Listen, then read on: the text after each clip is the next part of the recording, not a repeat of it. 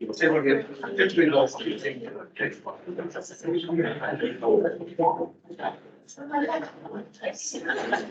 morning, everyone. We'll call this meeting of the Community and Economic Development Committee to order. My name is Assemblymember George Martinez. We'll begin with member introductions, and I'll start with on my right. Mark Ronstadt, Mark Littlefield, Scott Myers, Zach Johnson, Anna Brawley. Cindy Soul. Do we have any members on the phone?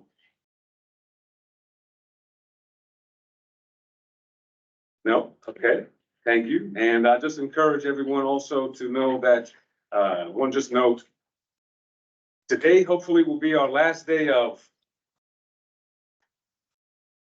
really old school technology for this meeting. As you see in the front, we have an owl, and I hope that the department also expands, and we've encouraged that. But Legislative Services does have the capacity to help us have a more hybrid opportunity for meetings, and so more importantly, have better recordings and better opportunity for the public to engage. And so hopefully we'll see that in effect on our June meeting. So stay tuned for that good news. But for today, we still are using the tape in the front, the recorder in the front, and the phone. So I encourage folks as you speak to speak up toward the front. And if you're going to be a presenter, we'll have a chair for you up closer as well. So thank you. And to also identify yourself as you speak. Today, we have a few items on the agenda. And just to note, I appreciate working with Lance Wilbur and with the departments over the last year. We had talked about standing reports and even dashboard opportunities. And so I wanted to make sure that that the different divisions under the Office of Economic and Community Development that are really closely aligned to our work in this committee have standing opportunities at every meeting to make presentations, to let us know what's going on, and also to answer questions of things that might be on members' minds. And on that front, today we have a couple of items on that agenda. Before we move on to those items, I also will make an update. For new business, we have an item that wasn't added to the agenda, although the materials for the presentation on the item have been published on our website. And that is a presentation from Leadership Anchorage, working on a project of districts of Anchorage, and we'll insert that to new business with my members' consent under item. We'll make it item A, so that we'll end off with the final conversation of the presentation from ACDA. And on that note, we'll go into the standing reports. And so we have identified as building services and development services. We hope to have a permit activities report. I was just told that maybe that information's not been gathered in time, just in terms of the ability to get that communication forward. But is there anything on that at this point, or are we going to pause on that? No, Greg's in the room if he wants to add, or something. Greg Soule is the acting development services rep. Greg on the permit activity, maybe. So we have our weekly evaluation summary reports on construction evaluation. Is that what you're asking about? Or you're looking for actual permit numbers? So I would imagine that you all know what you would want us to know that's important, more than I would be able to ask you really good questions. So I hope that you take the opportunity to say, this is what the permit activity reports or the area of activity that we think you need to know about, the public needs to know about. And let me just remind us that the goal of these types of standing reports are not necessarily to check into the workload of each department. We are not operational like that, but it is to give some sense of economic and community development activity. Are we standing still? Are we flat? Are we making moves? So in that range, you can identify what you think we need to know. And Sure. Great Slate Development Services, I can tell you, Senator Martinez, that we did get up to a slow start this year, but in the last 2 weeks, we've had a big spike in activity. So we're approaching about 95% of where we were last year in terms of construction valuation. And in terms of the breakdown of individual reports, residential versus commercial, that dashboard project that our IT department is working on is up and running. so folks can go to the website Yes, and that is more for, here for residential, for, you know, how many plexes and four plexes were built in a certain construction window, and access that. Right now, we're also putting together some numbers for planning to gauge the number of, residential permits that have been issued in the last 12 years or so, year by year, to see if there have been, any spikes. That's still ongoing. Thank you, I appreciate that. Member Brown? Yeah, I guess two questions. Can you explain what you mean by construction evaluation? Because I know we've talked about kind of building permits. And then I know construction evaluation is actually in our tax cap base, so there's a budget aspect to it. Maybe you could just explain it more. And then my other question is, you mentioned looking at permits for the last 12 years. I thought we had that data. It was in a planning report last year, so I just want to maybe clarify what you're still working on. Thanks. Thank you. Well, construction evaluation is, every permit that's issued is, given evaluation, that's how we calculate permit fees. And so that's also, we use that to track construction activity in the municipality. We usually gauge that based on year by year and compared to previous years. So, you know, that's how we know whether or not we're off to a slow start or whether or not we're keeping pace with the previous years. That answer your question about evaluation? Yeah, so it's projects in process. It's not what's been done. Is that right? It's, yeah, so, you know, any building that comes in for a permit, you use the tables based on square footage and the classification, whether or not it's residential or commercial. That'll tell us the approximate valuation of a building could be, you know, 500,000 to whatever. And then those are just tabulated every week. And, the residential question was, I believe you had a question. There was an assumption that residential permits have been declining since 2012. So I've been looking at residential permit number, just residential, issued since 2012. And that's so far not the case. There was a big spike in 14. And then you can kind of flat past that, but I don't have the full report yet. Thank you. And thank you for the opportunity, Greg. Thank you for that, that information. And this again is the opportunity for members to, if you hear other questions and you want to dig deeper, this may not be the appropriate forum, but follow up with members of the staff for deeper or more, your questions to get answered. Thank you. Moving further, this is a more robust conversation that I expect with the planning department. AO 2024-24 site access test results. And this was a document recently referred to in our committee as well.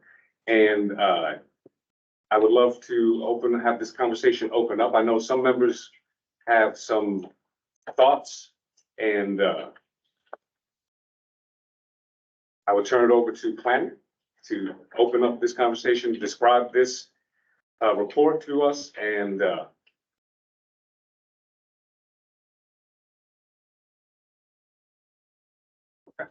thank you.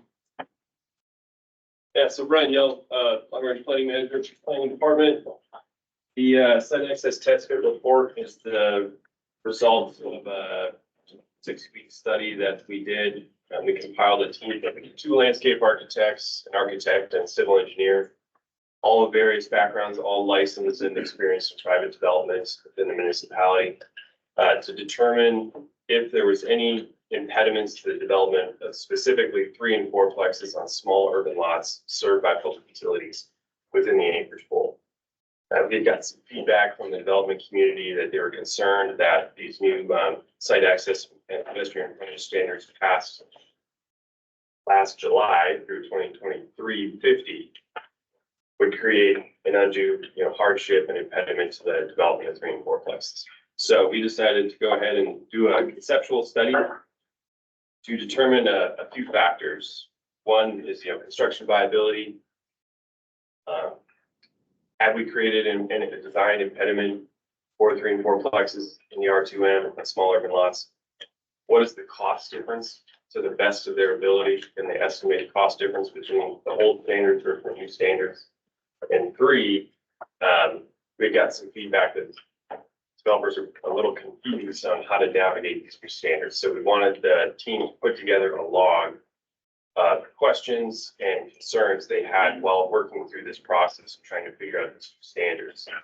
To sort of help us determine, okay, where are the issues here in navigating this and where we can clarify it. We did ask for, I myself am a very visual learner, so we did ask for 5 concept site plans. 4 of those concept site plans do demonstrate compliance with the site access. The 5th one, concept E, does not, but it's only shown simply as a comparison between costs as well as just the visual design and layout. One of the last points I'll make on this is when you're looking at these concept site plans, they're intended to really show a reflection of what's possible within the allowed development envelope. Not necessarily, we're gonna have this design everywhere. It's really to show how can we utilize the development envelope in terms of your width, height, bulk, your parking layout. What is that going to look like? What can it look like? And lastly, we did have several floor amendments that we had drafted for AO 2024, and we were working with Assembly member and Assembly Council to put those forward. They would have corrected some issues within the site access standards as a result of this test study based on the findings, but those sort of got lost in the fray. Also, I believe, maybe I'm operating on an assumption here, but maybe because of the more amendments that were put forward last Tuesday to pause one of the tables of the site access standards, maybe there was the impression that those 4 amendments are no longer necessary.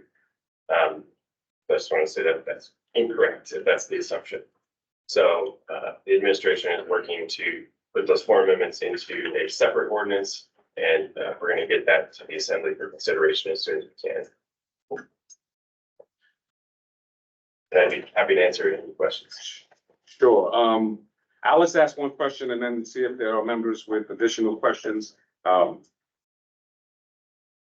just wanted to be clear about what the process is that we're describing in the first place. And it sounded like language that was used was a little subjective, which is, we chose to do this, site access test or the test. Can you describe how that happens? Like, is it not standard operating procedure that there are tests run on code changes before, or when is a test triggered, and how does that work? Can you describe that? Yeah, so I'd be happy to. So prior to, or I should say during the drafting of 2023-50, we did have some very base conceptual designs in mind through that drafting that ordinance. However, what this study allowed us to do is go one step beyond that. And instead of working within just the department, we're able to basically set some parameters for a design team outside of the department and just let them run loose. And let's see if they can break the standards. When they break the code, how do you let us know where the sticking points are? This, to my understanding, is sort of the first report of this type of study that we've done in some time. I can certainly see us conducting more of these as needed. There are relatively low cost, high payback, so well worth it. Anyone, member Bro? Yeah, I guess I do have a question, but I'll preface by saying, well, 2 things. One, my understanding is the consultants who worked on this report can't be here today, so I would first request that we have a short conversation today, but then bring this back, because I would like to hear directly from them, because there's many recommendations in that report beyond what Mr. Yell just said with the 4 out of 5 meeting that. So I would like to understand those recommendations better. And then second, I was the one who was asked to do these floor amendments, and honestly, I have literally not really had time to follow up in the last week, so I apologize for planning. But every single day since last Monday, I have talked about these floor amendments, and the feedback that I got was that there's some technical issues in them. And so again, I didn't have time, and then really just understanding some of the bigger kind of concerns about this, and I spoke to this last Tuesday, you know, that this is maybe what the fourth ordinance that we've taken up or, I think if I have to count, if you go all the way back to when it was originally with parking, reform and was split out, that would be 4, and it's taken about 3 years. And so I've heard some concerns. And so the rationale is what I gave last week, which is that, it looks like this code has some more serious issues, and rather than trying to spend time on these technical floor amendments, the move was to, pause and come back. So I guess the question is, if any of these amendments, and I understand if the separate ordinance is coming forward, that's great. If they deal with things that are in, effect now, then I think we should take them up. If they deal with things that are changes to code that are now not effective until November 1st, 2025, then we already spoke to the intent of having a working group, and to work through those, because I think the question is really, what is the best way to enact these policies? And I'm still not, I'm not convinced that what's in the code now is the best way to do that, but it is what we have right now. And so, anyway, so I guess my question is then, of those 5 floor amendments, and I did put them, I submitted them to the committee, so they're in the record there. I also submitted some comments from developers who were, it was not just about the cleanup ordinance, it was about the underlying code. And we obviously didn't make those changes either, because they wanted to just repeal certain tables or parts of tables. But my question is, which of those amendments actually deal with code that's in effect now versus what would be in effect next year? So that's my question to staff. So approximately 3 out of 4 amendments deal with code that's not within table 2. Table 2 in chapter 7 within the district frontage standards is what was paused until November 1st, 2025. So 3 out of the 4 floor amendments are affecting other aspects of code that are not paused, which is why they're so timely, like to get done quickly. But in terms, I'd be happy to speak to why the other recommendations were not included in floor amendments, and it's simply they weren't under the umbrella of 2024-24. They were there in terms of other aspects of code that were not appropriate to include within that ordinance, and we do intend to follow up at some point in the future. I can't give a definitive timeline of when, but to correct those issues. But I guess just one more thing that I would ask, if there's a new amendment coming forward that has to do with any part of the site access stuff, I would strongly consider putting in the other recommendations that were in that report. If they weren't in 24 and there's a new ordinance being drafted, then that basically opens up the entire scope of that set of code. So I think if those changes need to be made, because that was one question I had about the consultant report, is kind of what their recommendations are, because I wanted to better understand them. So that's mostly why I'm asking that we talk about this next month, knowing that it will take even more time. But I think that might be a more productive conversation. And so the things I brought forward were not to kind of get into the content of it. I just wanted to be clear about why I brought them.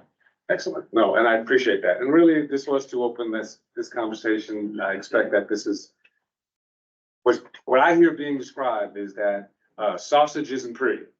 And sometimes you have also, I mean, we're dealing with complex organizations and trying to identify challenges along the way to be able to make sure that intent and outcomes are aligned. But I am challenged by the nature of, and I hope that the department will think about this in the long term as well, that there seems to be the cart before the horse more often than not. And so where the pressures for change come from, where the diligence of the work products come from, and the particular role of the assembly, I am interested in making sure that there is alignment, that we are being extremely clear, and that, again, the intent of the work that we're delivering on as assembly members, being the conduit from the public's interest, really, hits the streets. But this conversation, to Member Brawley's point, will continue next week. I think Member Baldwin asked for that as well. And we do have some of the consultants going to come to our next meeting in June. So I do expect that this move forward. But on that front, I just want to make sure that we just figure out ways to have better processes. And one of those things, making sure that we know the difference between the old and the new, in terms of the code changes, the different versions, and how we track those changes over time, and then how we can run some tests prior. I think that's stunningly a simple and remarkable idea. But worthwhile. Thank you. Any other comments on that front for today? Great, I expect that conversation will remain open. Do we have any updates from HLB you want to share with us? Tiffany Briggs, Real Estate Director. I think the main update to share is that the Holden Hills plat should be getting recorded this week. And then, hopefully, recording of the transfer to CY Investments would happen sometime next week. Thank you. Excellent. Now we'll go to unfinished business. And on the unfinished business for us, we do have we have Mr. Robbins here from ACDA to give us an update on vacant and abandoned properties project, something that this committee had been really focused on, targeted attention on, and that Mr. Robbins and ACDA stepped into aggressively. So looking forward to the update. Well, the first thing I want to say is it's really not, thank you, Chairman. But this is this particular project isn't just ACDA. This is a collaboration between building services, code enforcement, in all of Lance's departments. Everybody's been working very hard on this, including and AWU. So this isn't something that ACDA is just really this project. As we've talked about before, there was a pilot project that Lance's departments have been working on, and we just are seeking to sort of supercharge that process. One of Lance's words that he recently talked about, to just try to help and push this along. So the first thing I wanted to report is that we're no longer calling this the abandoned property project, because that has a negative connotation to it. So we've renamed this the Anchorage Neighborhood Redevelopment Initiative. And that's what's going to be appearing in our grants, proposals and the things. So if we could go to the next slide. So my intent today is just to really update you. I'm not going to go back through all of the slides that I did, but the goal of this project is to create more attainable housing, both rent and ownable. Go to the next slide, please. And it's just to remind the members that we talked about this before, what attainable housing is. Next slide.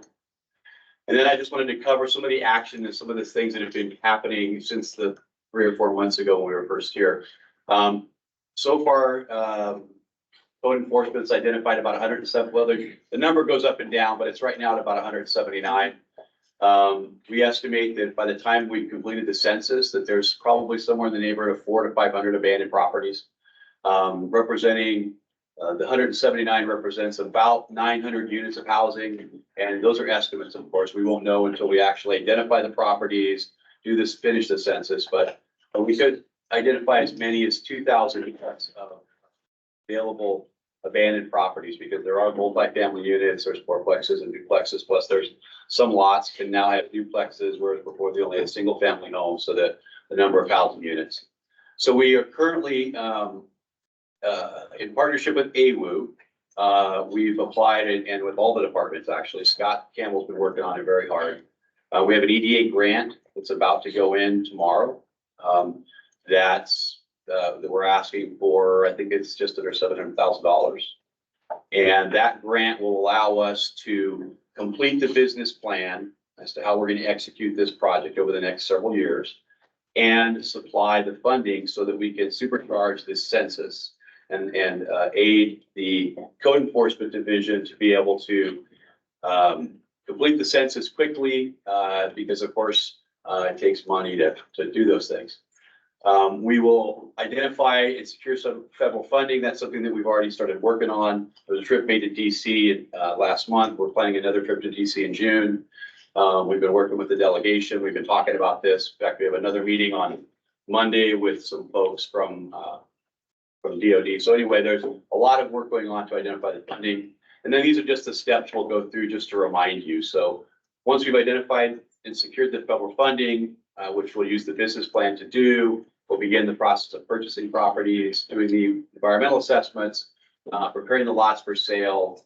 And again, this is a collaborative effort between multiple departments within the municipality. So we'll be able to not only work with the neighborhoods to make sure that these properties are getting highest and best use, but also make these lots ready to build on. Market the lots. It was interesting. We've had, as we talked about this to a few groups, people are like, can an individual buy one of these lots? And of course, the answer is sure, you can. I mean, anybody can buy the lots. They'll be marketed to the public once they're refreshed. We do anticipate that there'll be some deed restrictions on these properties. They won't be able to be bought by a developer and held onto for 5 years. And we're going to want development to happen soon. So we'll put some deed restrictions on the time and the type of use of this property once they acquire it.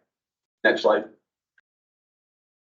So we just, these are just to remind you of the outcomes. We're going to increase housing equity. We're going to eliminate blended and abandoned properties, make owners whole. This is teamwork, and it'll put us steps closer to meeting our housing demand, which I was at a meeting yesterday at the North Rim Economic Summit at the Egan Center, and they talked about the 500 construction jobs for one project and 500 jobs for another project and 300 permanent jobs. And there's just so many things coming at us that I think a program like this can't solve those problems, but it can help because if we can put an additional 200 units on the market that weren't going to be there before as a result of this program, I think it can have a big impact on our housing issues. So I'm willing to answer any questions. That was just a quick update. I just wanted you to know we changed the name. So if you start referring to something as this Arnie Housing Initiative, you'll know what it is because we're calling it Arnie. Yes, we have, Mr. Sullivan.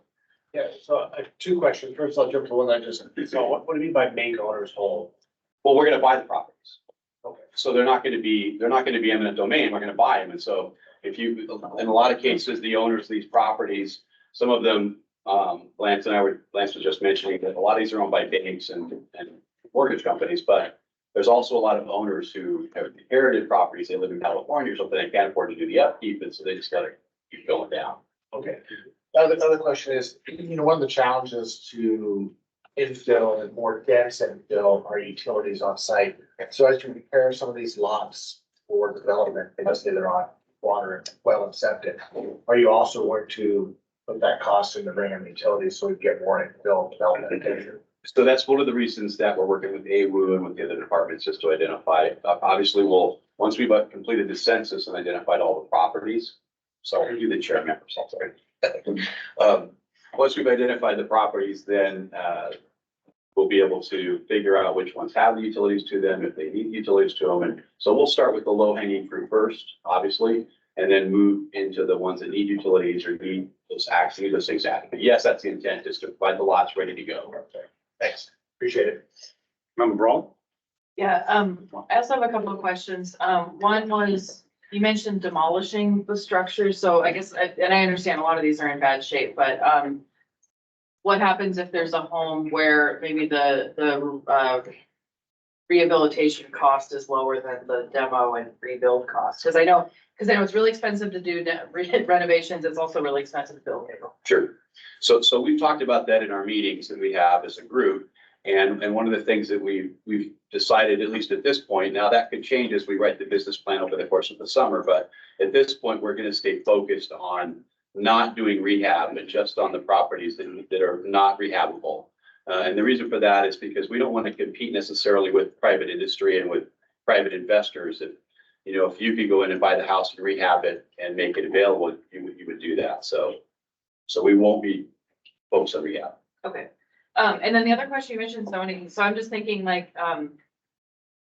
in a lot of our zoning, there's multiple options, right? Like up to the work that we just did on 3 and 4 plexes. So making those relatively easier to build or more economical. So has there been any discussion?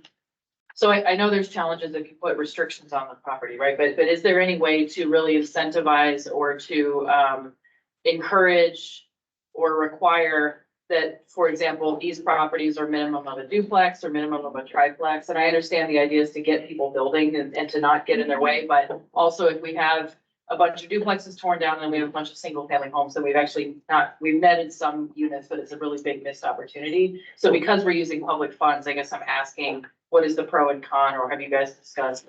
It's an ongoing discussion. Again, as we work through the business plan this summer, that'll be one of the questions that we believe we answer. Our goal is not to have a net loss in units. So if it's duplex, it is, we need to be at least a duplex when you rebuild it.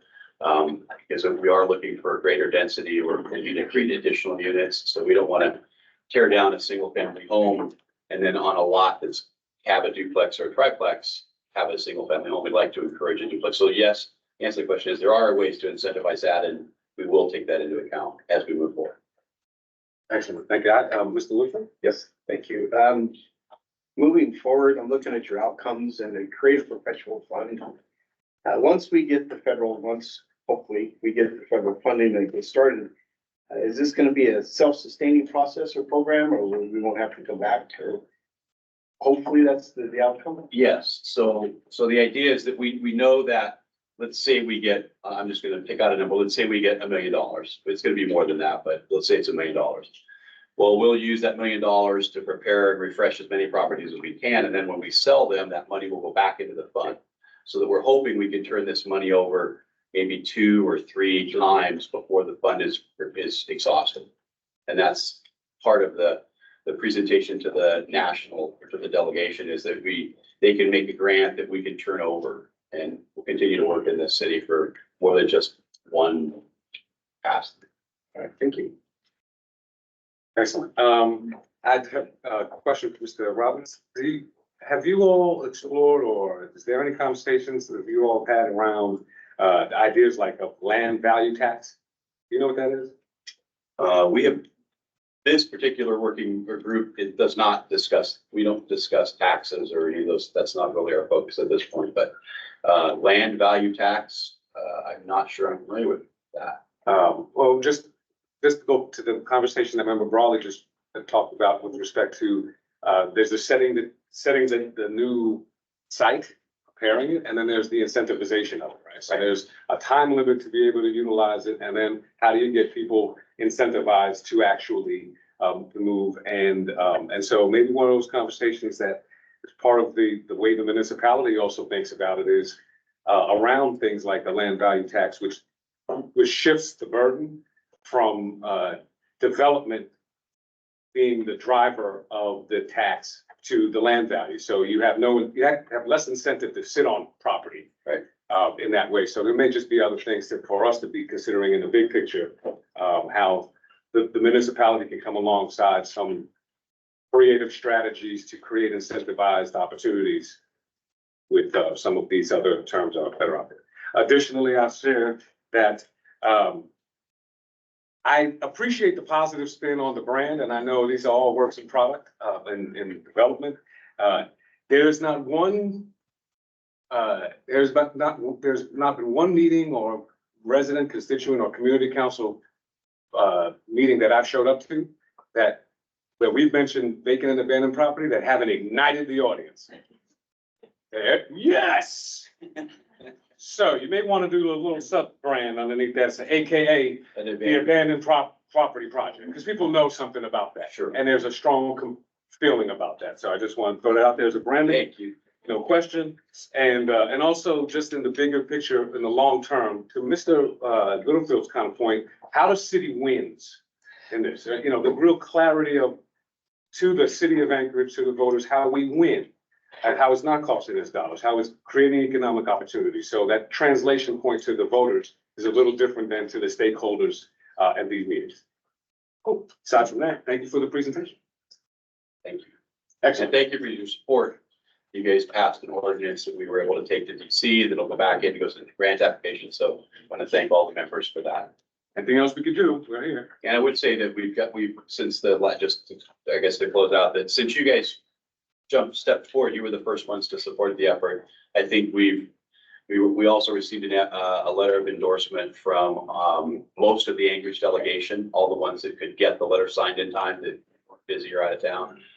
So I think there's a bunch on that letter have signed and endorsed. And then I think we have another at least dozen organizations that have signed on to the project as well, builders and different folks who support or in support. So that'll go to the grant application.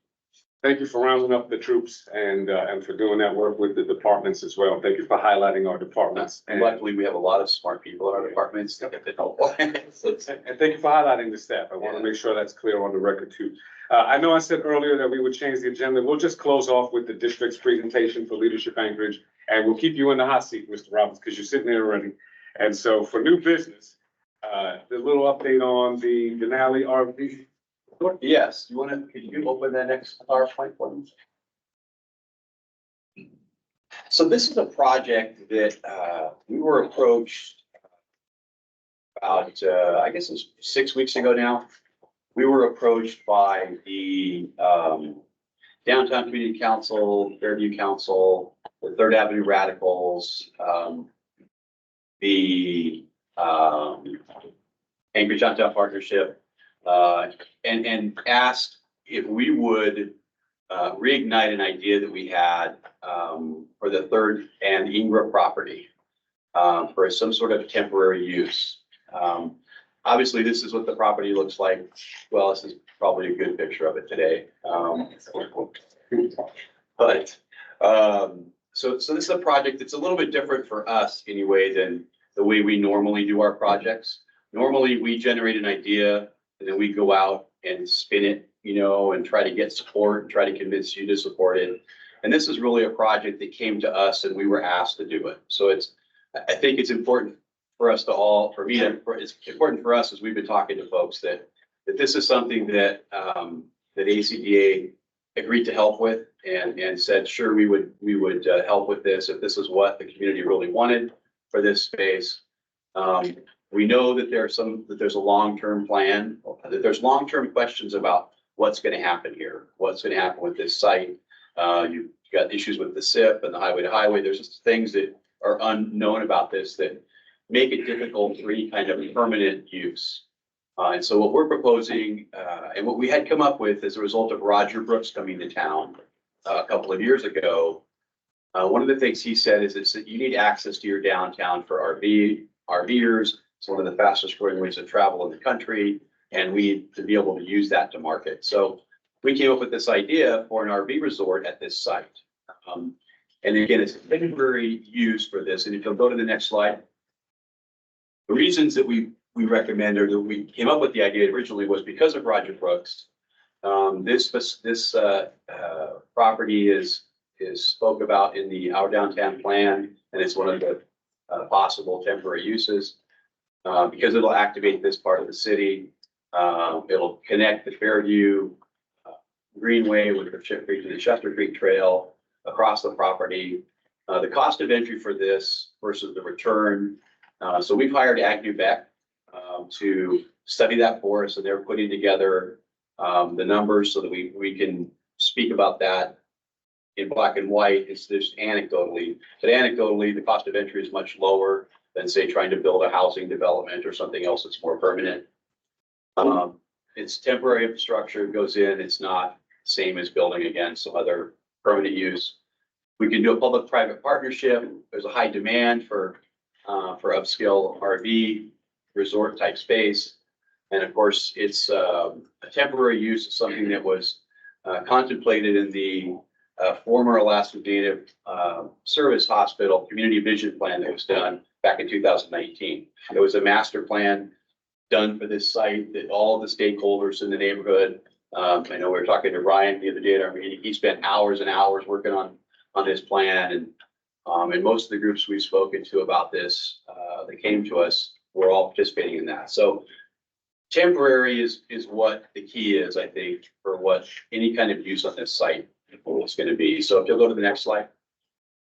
So the process that we're engaged in is we've been working with HLB to secure use of the land. We have secured a 6-month permit to use the land while we're negotiating and working with and getting in, it's possible we could get to the end of this trail and say, look, there's just no way this is going to pencil. We couldn't find a partner. Those are possibilities. But we believe in the next 6 months, we'll be able to complete that process. So we have a permit for the land, which means that ACDA is managing right now. We're working on initial design and concepts. We've hired KPB Architects, which we'll see some of their work here in a second. Studying the economic viability, we began community discussion. That began actually before the project started because they came to us. Site preparation, memorial design, we hope to have that done this summer. We've talked with the folks at South Central Rep, had conversation. We're working to sort of engage the community on what the memorial might look like there. We'll submit for conditional use permit, continue to seek community input. We hope to have a completed design by early 2025. Get our permits and things submitted and begin construction. Next slide. We envisioned sort of a three-phase process at the site. So to the very left, you'll see that is the existing South Central facility. And this is what we envisioned as phase one. It would put in a small number of pads, get the infrastructure put in, put the mixed-use commercial in, and amphitheater, bathrooms, trails, et cetera. Next slide. Phase two would be just, again, additional RV hookups. We can complete the memorial and just add to and grow in phases. And again, some of this will be informed once we have the partner identified and selected. Some of this, maybe they'll build it all out all at once. It won't go in phases, but from our perspective, we thought phases were a good way to go. So next slide would be phase three.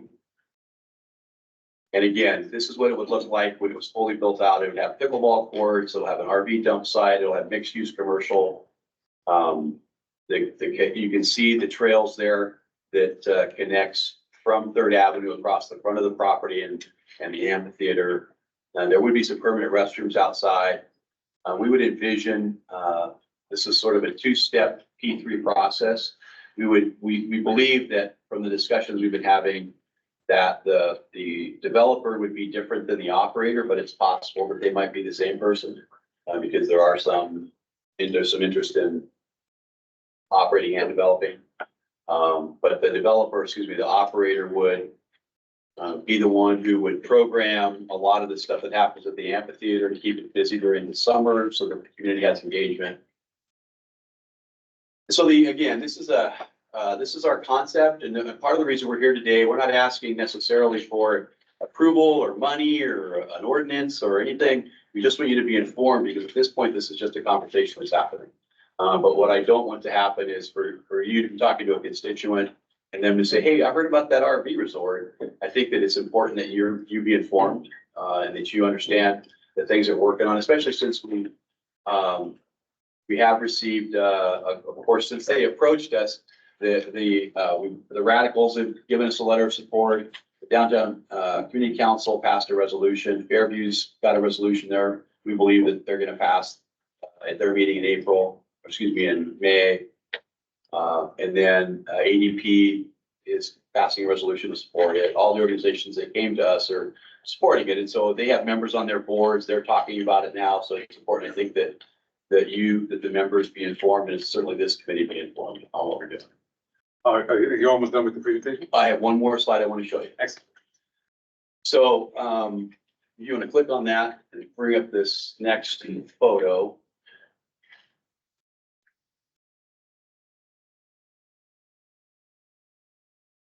Sorry, it takes a minute. It's it. So this gives you this is a 3D rendering we had done to sort of give you an idea of what this site would look like versus what it is now.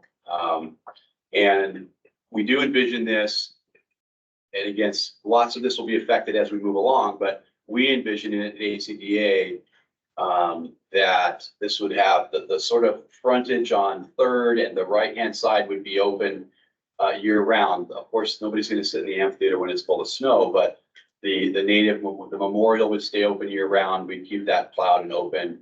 And then, of course, you'd have these businesses that wouldn't be seasonal. They would be adapted for the neighborhood so that they could serve the neighborhood year round too. Somebody suggested we put a gas station, which I don't think is something that we're going to be interested in, but but a community like a grocery store, a restaurant. Can you zoom in a little bit on the right-hand side? So we anticipate, again, these are just placeholders because until we finish working with the appropriate folks, we can't tell you what it will look like, the memorial will look like, but it'll be something that could be enjoyed year round. Coffee shop for the neighborhood, a laundromat with showers, grocery store, It's more of like a general store kind of thing to help not only the folks that are visiting, but also the neighborhood. And then some sort of a cafe or brew pub or something, again, that attracts folks to this area. There'll be a community garden if you look sort of at the bottom of this, in the middle of the picture, right there, there's a community garden that'll be made available as well. And then the really kind of neat thing about the site, as we've gone through here, is that, you know, it'd be very easy for us to plan and work with parks to keep the trails open in the winter, or to keep some sort of, you know, skiing, or the pickleball courts will be out there and they'll be lit. I mean, there's a lot of potential for this use. So again, keeping in mind that this is temporary, obviously the mixed use commercial at the front of the property is also something that was envisioned in the master plan that was done. And so that would stay, that's really the most permanent part of it. So be glad to take questions. Thank you for your presentation. Open it up for questions to members, and Member Costa. Thank you. Anecdotally, how much is this supposed to cost? The cost is going to be somewhere between $4 and $7 million. $4 and $7 million. How long's the temporary use? 6 months for now, but we anticipate 10 years, 10 years. which is what the master plan, and we're hoping to do 10 years with a 10-year renewal, depending on what. Right. Okay. So that's all I need. I have presented to you all a copy of the master plan, so you could have the opportunity to review it. It's on the table if you don't have a copy. I would love to just start with the memorial. Can you go back to the slide that shows the map with the memorial where they placed it right there? So if you look at the master plan, you turn to page 21 or 20, any of the designs that are there. It's interesting. The memorial was placed in a very specific place, and the memorial was the one item that everybody universally agreed upon through the process of the master planning. Hundreds of hours. The reason why it was where it was because that's where the entrance and exit to all the buildings of the hospital were. This is the place where people were brought in to be born and to die, and it was the heart of the process. And so the master plan proposal here, this initial plan actually completely moves the monument off of the place where it was supposed to be, which to me just really cuts to the heart of the fact that it misses the mark of why and what was developed. Now I'd like to go back to the first slide, the photograph there, and just say that this cleanup that happened didn't just happen. It happened from a decade of work by people who are committed to transform this piece of land. And so it was less clean. And then something happened 3 years ago that moved it towards being less clean again, which was just an awful experience to witness. So for my part, what I have seen is now a presentation that intends to invest $4 to $7 million and calls it a temporary investment that would be amortized in 10 years. And what universe does that math work out? $4 to $7 million. So this is not a temporary project. This is a permanent project. And we even heard today, one 10-year offering and then another 10-year if we can get it. So that's 20 years. That's getting closer to an honest appraisal of how you would amortize $4 to $7 million on a project. And so it does not happen temporarily. No. If you look at the master plan and go to page 28, the temporary uses that were envisioned are on that page.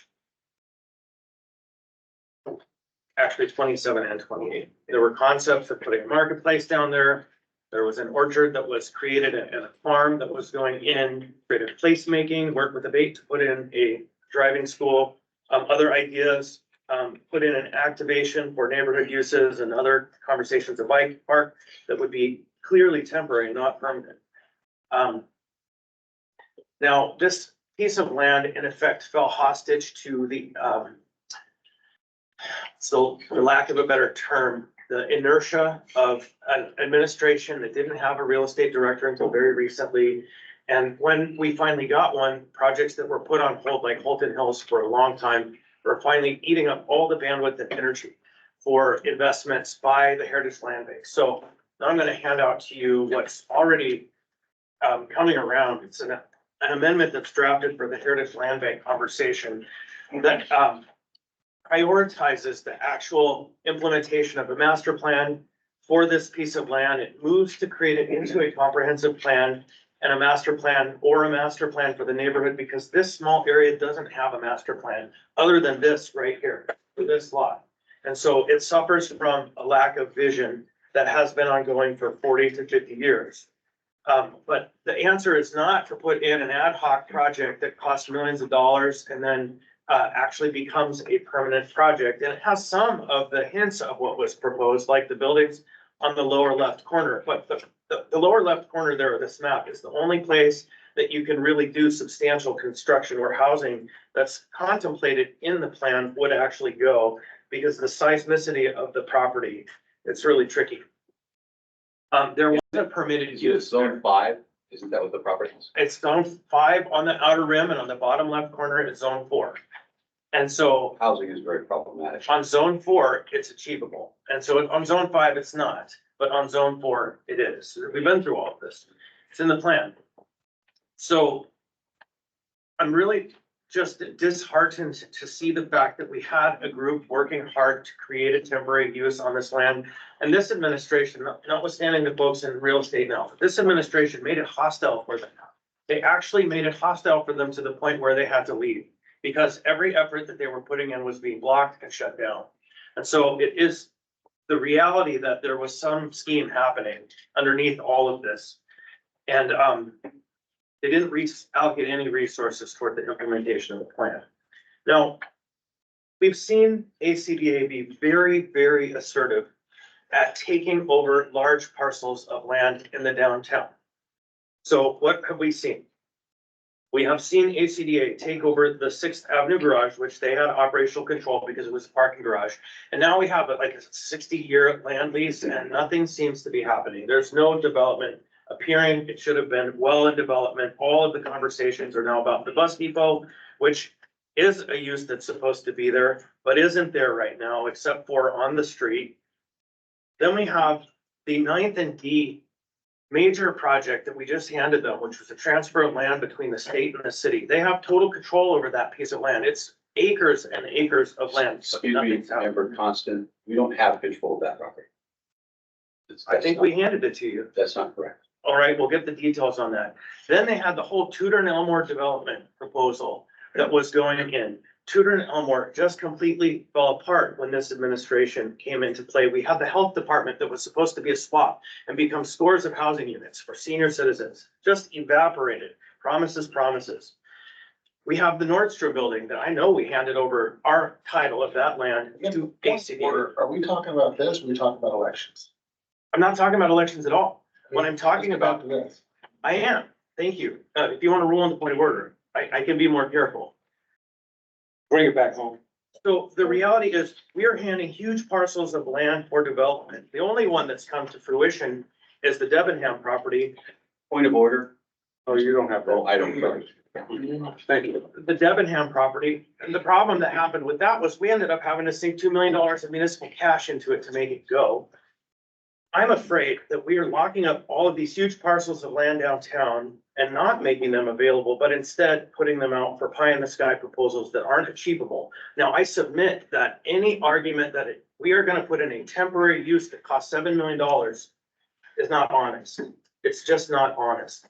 That the reality is, if somebody is gonna put down $7 million, that's a 30 to 60-year investment in downtown. And so we need to come to reality with these proposals. Now, I will say that the neighbors downtown want something happening there. They need something happening down there. What we need to do as a municipality is be very assertive about implementing the plan that has gone through scores, hundreds of hours of community effort and investment to achieve, and not because we have a condition and climate that is short-term, but managed in a manner that created all of that use last summer that was just an absolute nightmare, that anyone would say do anything here other than that we don't fall prey to a lack of vision. So I submit, we're gonna need to spend a lot of time on this conversation about what potential temporary uses might go here. We're gonna have to interrogate the idea of what is temporary and what is not. There's a lot underneath this. Thank you, Mr. Constant. I think, we ruled on it before, Member Salt, but I think it was the final point was the amount of land and control and those larger economic questions. And there are very specific analysis points. I think Mr. Constant for bringing them up. I see a couple of other members with some comments, so we'll go to Mr. Johnson and then we'll go to Member Brown. Yeah, thanks. Just to clarify, Mr. Robbins, you're talking about $4 to $7 million is, I would think, an initial investment to build, develop the site. That's looks like where the estimate's gonna come in is somewhere. But then it would generate some revenue, I would assume, through the rental of therapy spaces and all that. Have you looked at kind of what that revenue model looks like? And I can't, we have, but I don't have the final numbers. We met and looked at the drafts this week, but, you know, potentially it could generate close to $1 million a year in cash. okay, so I mean, if it's $1 million in cash flow, I mean, I know we gotta take out costs, whatever, but you know, I think it'd be interesting to have that. It'd be relevant information for the conversation. And before we move forward with the project and go try to solicit a partner, we're gonna have to have that data because we're not gonna talk about any use that wouldn't be financially or economically viable. That would be.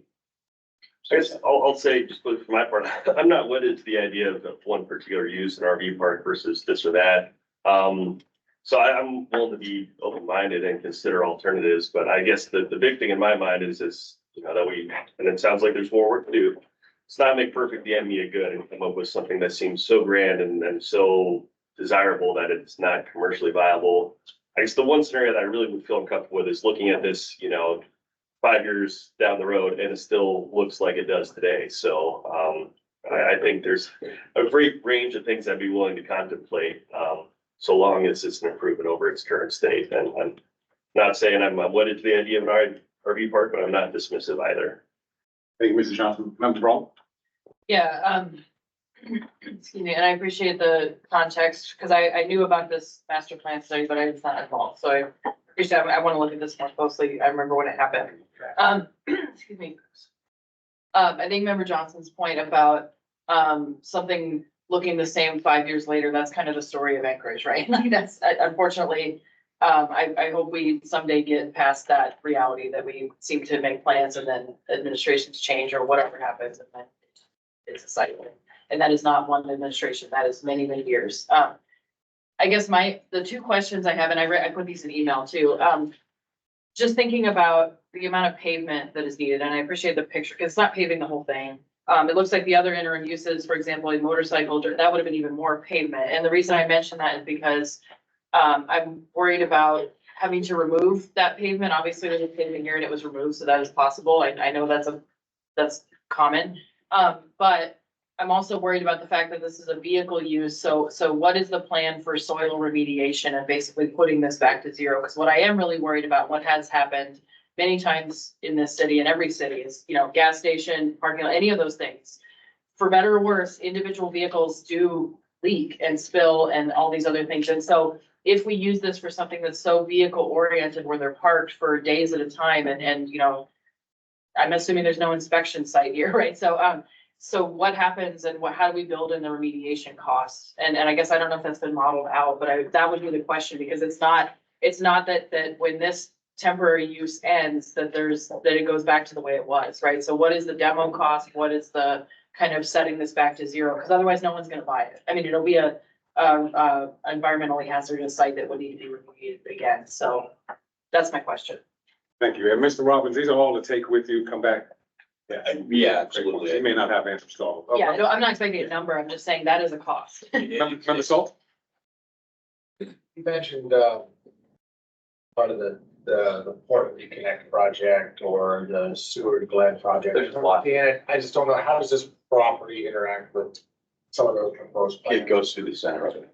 Goes to the center. of it. Yeah, but those are, again, 25-year out plans that are being talked about, and, you know, it could not happen either. I mean, if that could not happen, it could go a different direction. I mean, there's a lot of discussion and plans for far out. That's, I think, why, when you look at this site, you've got to, from our perspective anyway, it was something temporary, is the only way it's gonna work. Yeah, so something, you wouldn't build a structure housing, do you? I wouldn't.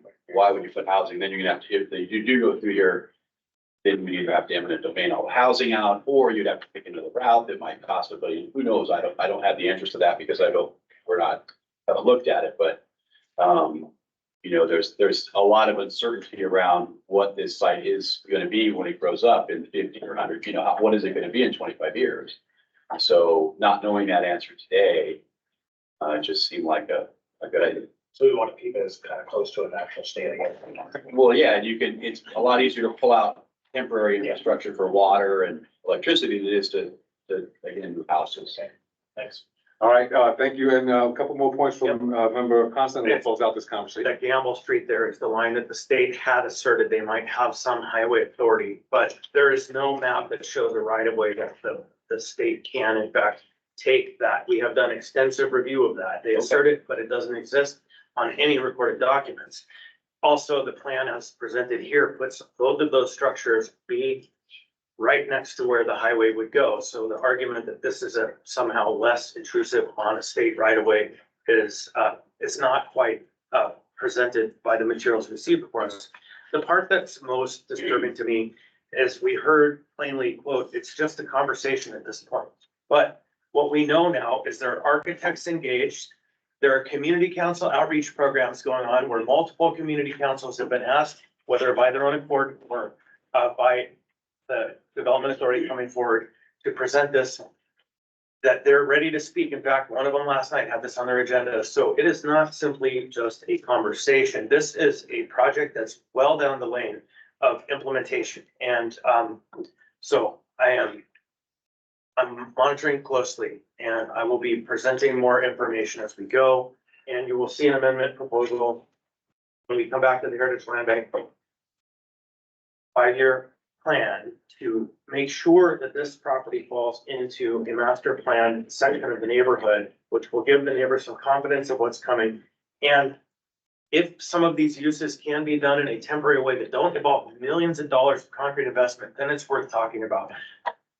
We get to millions of dollars of investment. Money doesn't work that way. People don't invest $7 million that they might make $1 million on in 10 years. People who build have their money, it's long money that does this, not short money. Thank you. Cool. Thank you, Mr. Constant. Thank you, Mr. Roberts, for the presentation. Thank you, members, for the robust discussion. Thank you, Mr. Constant, for providing the additional information. And this is the purpose of these meetings. Mr. Chairman, may I hand this out? Yes. This was the sister document to the one that received as a marketing study that was done for the site. Thank you.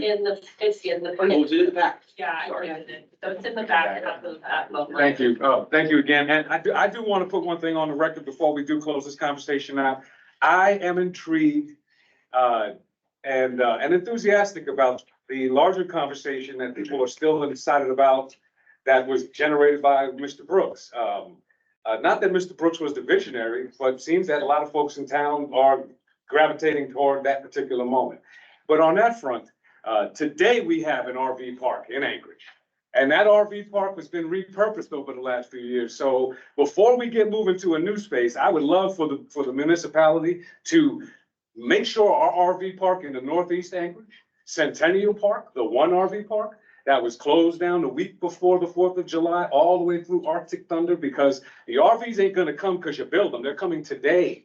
And so I hope that the administration is paying attention. Let's keep Centennial open and let's do the right thing, because RVs seem to be part of an economic conversation for our community in the future and today as well. Thank you, Mr. Robbins. Cool. All right, Leadership Anchorage.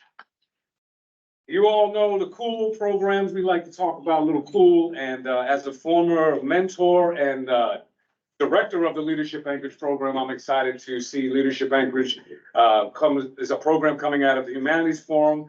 They have a project that they're going to present to us. This is one of the cohorts.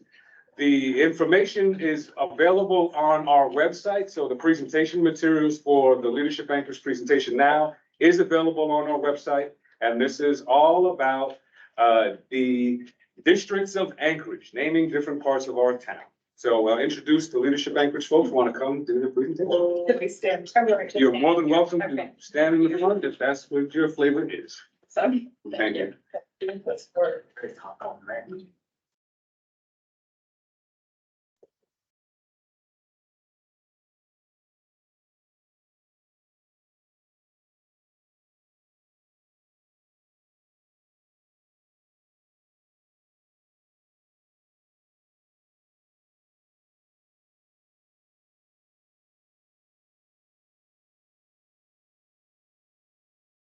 All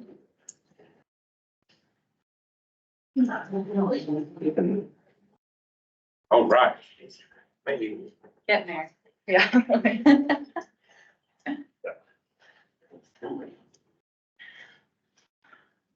That was a perfect segue with Roger Brooks. Thank you. Yes, thank you. You know. Letting us know. You know. Oh, sure.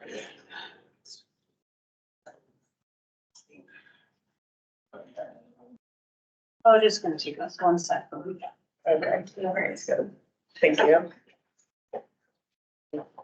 And don't forget to introduce yourselves and the co-leader stuff. Okay, that's fine. It'd be a good opportunity. Yeah, most of the- yes.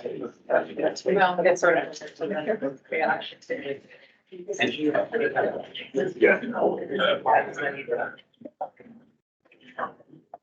Yeah.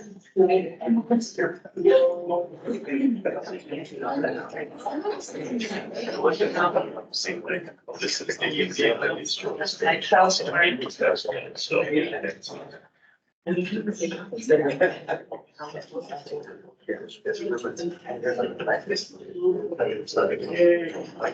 Oh, they. Oh, and this works. She's doing it, I just saw that. Oh. Just the, it's just.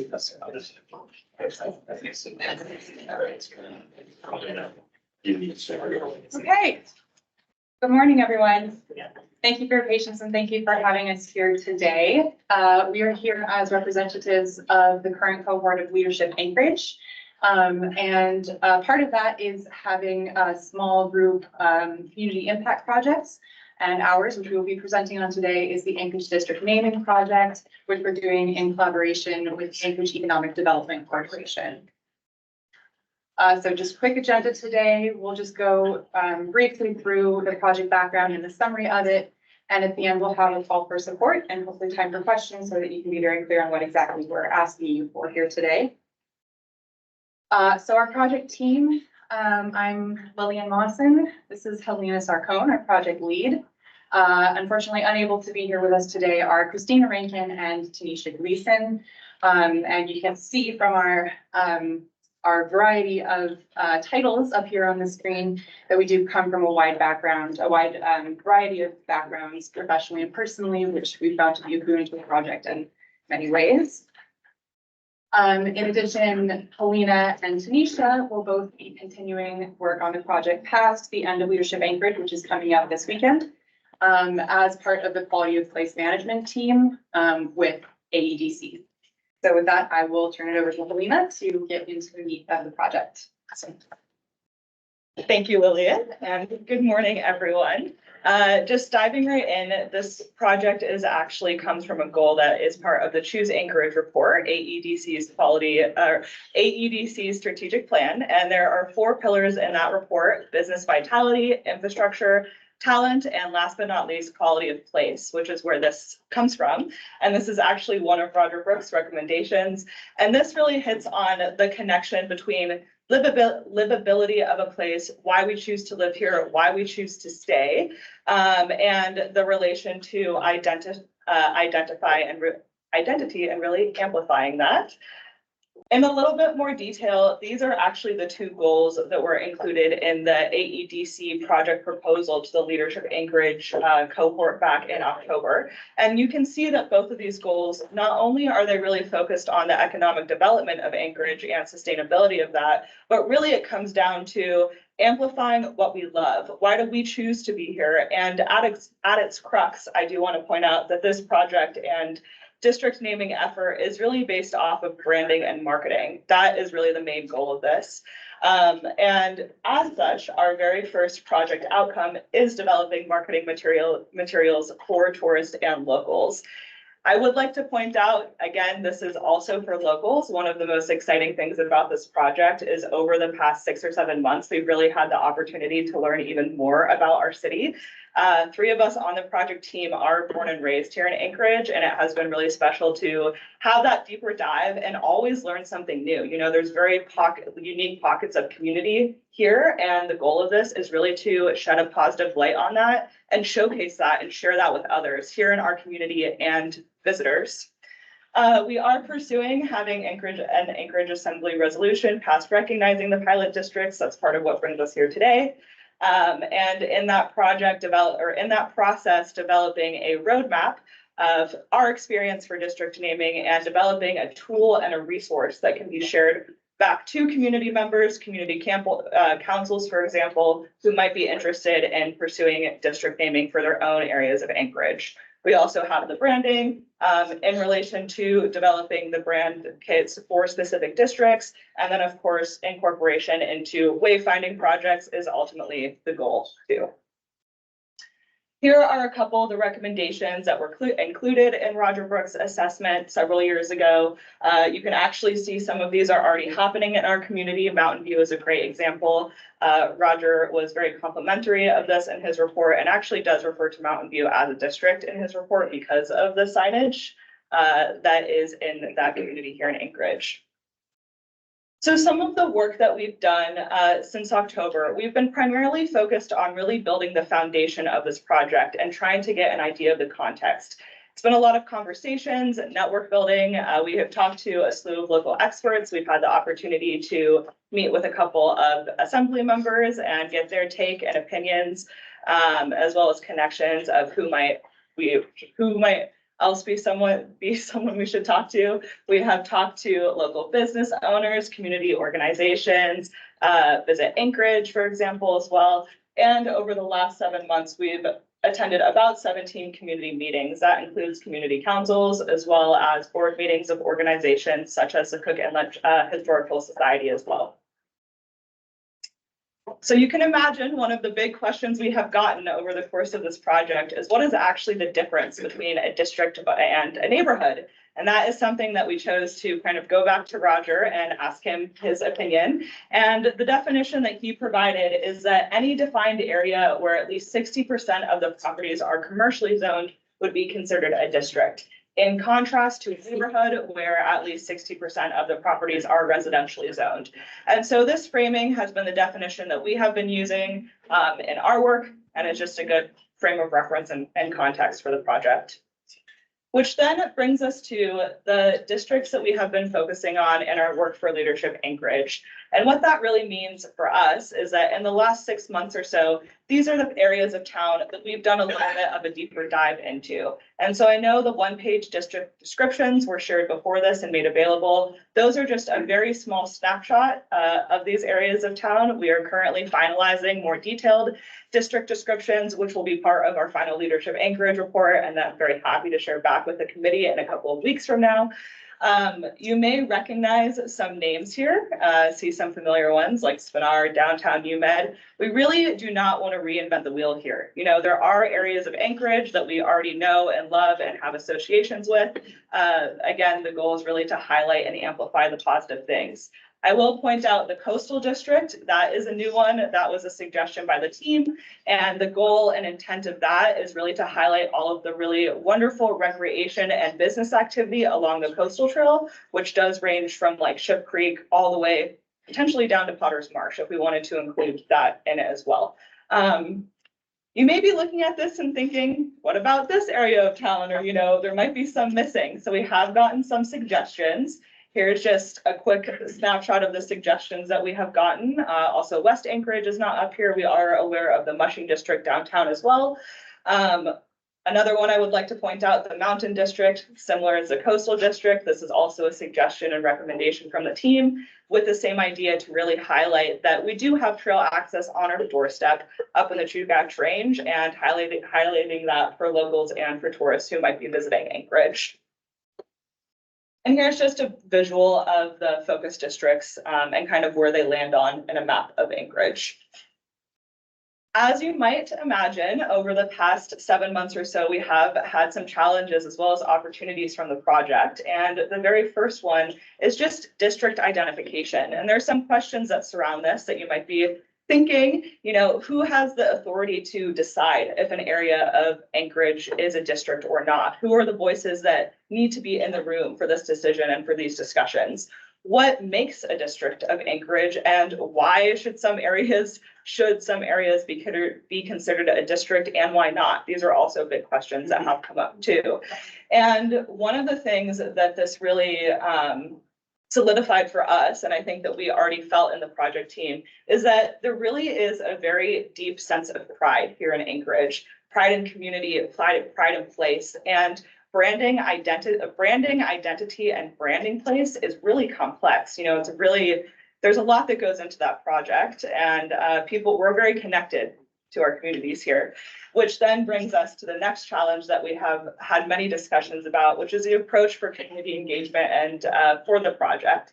As Lillian mentioned, this project will continue through the AEDC Quality of Place team into the summer and for the rest of the year. And really what our main focus on moving into the summer is co-creating and collaborating with community members on these district proposals so that we are best prepared and that there is proper and accurate representation to really highlight and showcase what people love about their community and their Anchorage and why they choose to be here. A couple of opportunities, network building. We've had a lot of conversations, as I mentioned, and we'll continue to do so I'm sure throughout the summer and possibly for years to come. Collaboration, I would like to point out the amplification of Anchorage history. That one has been really awesome. We've learned a lot through the Cook Inlet Historical Society and also have worked with Chief Aaron Leggett on this project as well to get some information and incorporate his work on place names as well as a land acknowledgement into this. And then, of course, wayfinding, which I know has come up and will continue to come up in projects around Anchorage as well. Last but not least, call for support. Why are we here today? So really what brings us here is we are looking for some guidance on how we can be best prepared to bring the strongest district proposal in front of the assembly. What do you want to see in a district proposal? Who do you want to see represented? What documentation can show that support? And what are some must-haves that would be in that proposal? So with that question, open it up to feedback and questions, and thank you all for your time today. Excellent. First, I want to thank Leadership Anchorage for this cohort for this work. Thank you for the presentation. I know there are a couple of things that I want to mention, but first I'll shout out that our chair is LA6, Leadership Anchorage Cohort 6. There may be some other Leadership Anchorage alum here as well. I find that any room you go to, you'll find at least one Leadership Anchorage alum in the community of our wonderful city. So, Mr. Chair, did you have any feedback on what they Yeah, so requested?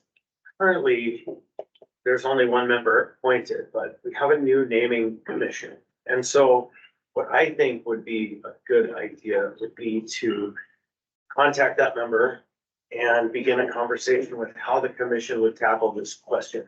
Because we are coming to a point where we're doing our best to step away from, and not universally, because there are some specific cases where it's warranted, but moving away from naming things in an ad hoc manner, but instead coming through it with a process. And the process being developed, that's why we created that commission. And I think even though we're generally talking about naming, we talk about facilities or assets. In this context, a neighborhood, a district is a broader community asset, if you will. And so I think, to me, my first recommendation would be to reach out to Christine Bennell and have that conversation with her. Have you? And the answer is? Not yet. Not yet. I need to contact her. Yeah, and I think Ms. Constant raises a really good point with respect to the intentionality of naming things in a real raw way to say it better. Right, with the intentionality of place, of identity, and of things that have been missed in our community for many years. I celebrate that you all spoke to Aaron Leggett as well, and brought that element of a land acknowledgement and that identification in there. So I think that you had some really great advice. If there are other members that like to follow up, feel free to circulate the documents as well. And I do want to shout out that I wear a T-shirt, and I was on the news last weekend wearing a Straight Outta Muldoon T-shirt. So shout out to Bonnie Gaither, who sells and made those at the Muldoon Farmers Market, which was also identified in the Roger Brooks report. And so I appreciate that. I do want to say that the Muldoon photo could be much better. So let's I have some drone photos, so I can help you with some good drone photos. But on that front, I really appreciate that you all taking this opportunity. I look forward to working with the continued project in Anchorage and ADC's workflow. And if there's any additional comments, yet, Member Braun. Yeah, thanks, and I'm glad you guys were able to come and present, because I know we met and talked about kind of what the options were and shared your work, so I really appreciate that. I also appreciate that you're taking kind of a community approach to this, because I know there's been a trend in cities to name districts, but honestly, it mostly comes from the real estate community, right? Because it's intended to be kind of a speculative real estate. We're creating this new neighborhood, and so sometimes those names end up being artificial and people don't use them because they're not, because they're basically imposed. And so I appreciate that you're not taking that approach, and thinking about kind of this as from locals and visitors alike. And so I guess, I think along those lines, though, I think, the ones that have names that don't exist yet, I think that's gonna be a bigger lift, only because the question is like, does that resonate with the community? Is that, because again, we don't want to create a situation where, I forget, there's even been ones in our city where people put these names on things that don't stick, right? So my advice would be, to maybe think about, focusing on the districts where it's placemaking of a district that already exists, like Muldoon, right? Where that's not, there's Northeast Community Council, there's Muldoon Road, but we all locals know that there's a neighborhood called Muldoon. Or like Valley of the Moon, for example, like that's not a name that really exists formally, but everybody uses that. So I think, that might, and also because I know there's some cost to this and it'll take time. So that would be my advice, is to start with a couple and then kind of, think about how that rolls out and all those things. And then, and again, I also appreciate the advice to go to, Christine Vanell and eventually the naming commission when it exists, because I think that's a really great conversation. But thank you so much for your work. Thank you, Member Brawley. You raised a really good point that I mentioned as well. The difference between the identification, I think the Brooks rubric of the commercial classification of a district and the residential is very interesting. I'm not sure I buy it all the way, but it's interesting nevertheless. But there's also these boutique type of districts. You mentioned Mushin, for example. It's not neighborhood necessarily, right? And I was involved in the naming of what we call the Downtown Design District, which is the area where the Seed Lab is located. That's the big square area from C to A, from 7th to 5th, approximately. And I point those out because those were made with championing stakeholders who were basically adopting a brand and a responsibility to invest in that boutique brand, right? So the Mushing District has real investments going into the beautification of it and the marketing of it, working with the Rendezvous Coalition and other folks. And so that may be another strategy when you get to the kind of those unique things where, like, the Downtown Design District was the museum, ACDA, working with bringing partners together that just hadn't had an opportunity to work together, and the district was giving them an opportunity to see each other in a collaborative way. I don't know that there was strong legs in the long run. So that's why a process that Mr. Constance is describing about more thoughtful, deliberate processes of naming identification things is maybe a little better, but those champions are another way to think about the specificity of smaller sub pockets that require that kind of support. Yeah, Mr. Constance. Yeah, so in the context of neighborhoods and the smaller areas, I know you worked on the districts, and I recognize it's May, which means graduation is coming and there's not a lot more time. In good research projects, there's often a section on the things we know are unanswered. And so I think it would be smart to at least call out the idea that coming up with a similar conversation for neighborhoods to investigate how they might brand themselves would be worth putting in there. I'm not gonna ask you to spend a night trying to put that in writing, another one, because you've probably done a lot of these. But just call it out as an opportunity, because then when the naming commission does take this on, when they're fully formed and it's handed up to them, then they can figure out how to tackle that question. Because I do think there are a lot of neighborhoods that would like to self-identify, and there's a lot of reasons why that's good. Much smaller than the district level, so just a thought. Thank you.